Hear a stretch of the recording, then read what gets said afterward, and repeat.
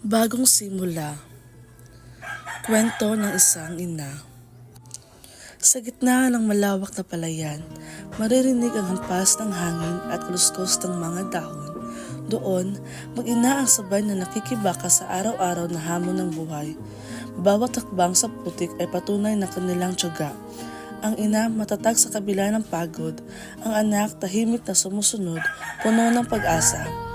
Ito ang kanilang kwento, isang kwento ng sakripisyo, pag-asa at bagong simula. Nalulunod sa batikos ng mundo, sa kung ano lamang ang kaya ko.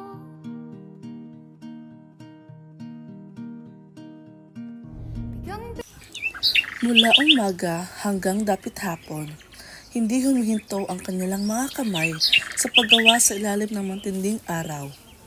Pinipiga ng ina ang lakas na natitira sa kanya. Ang anak naman natutong tumulong kahit bata pa. Pag-uwi, isang simpleng ulam at kanin ang kanilang kasalo. Ngunit sa bawat kagat, nandoon ang lambing at pag-ibig ng mga ina. Sa gitna ng kahirapan, pinipili nilang ngumiti at magpasalamat.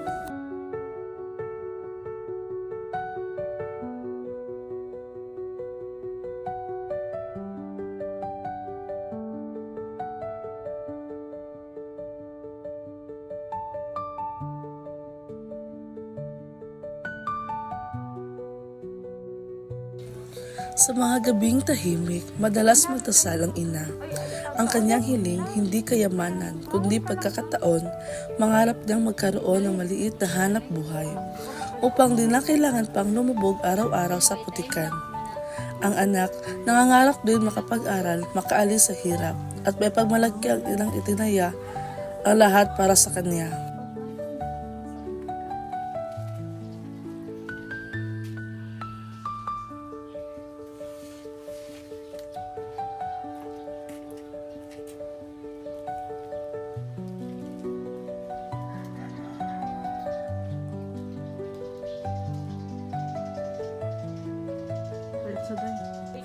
Hanggang isang araw, may dumating na liwanag sa kanilang buhay.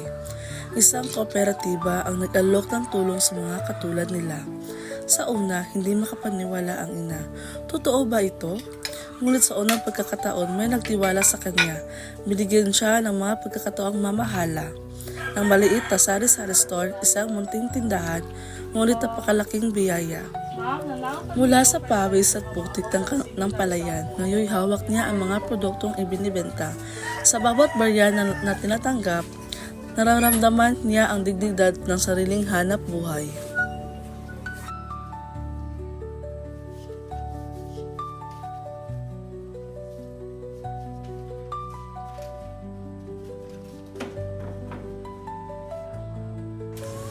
Unti-unti nagbago ang takbo ng kanilang araw. Ang dating pagod sa bukid, napalitan ng sigla sa pag-aayos ng paninda. Ang anak, masaya rin tumutulong, naglalagay ng mga candy sa garapon, nagbibilang ng mga panukli, natutong mangarap pang mas malaki. Hindi man marangya ang buhay, ngunit may direksyon. Ang dating madilim na mga gabi, napalitan ng liwanag ng pag-asa. Ang kooperatiba hindi lang nagbigay ng puhunan, nagbigay din ng panibagong paniniwala sa sarili ng ina, na kahit mahirap kanyang bumangon at magtagumpay. Mula sa hirap, natutunan nilang tumindig. Mula sa pagod, natagpuan nila ang pag-asa. Ang kwento ng ina at anak ay paalala sa ating lahat, hindi hadlang ang kahirapan para umusad ang buhay. Sa tulong ng pagkakaisa at tiwala, ang bawat isa ay may pagkakataong magsimula muli. Ito, ang bagong simula, kwento ng isang ina, isang kwento ng lakas, pag-asa at inspirasyon para sa bawat Pilipino.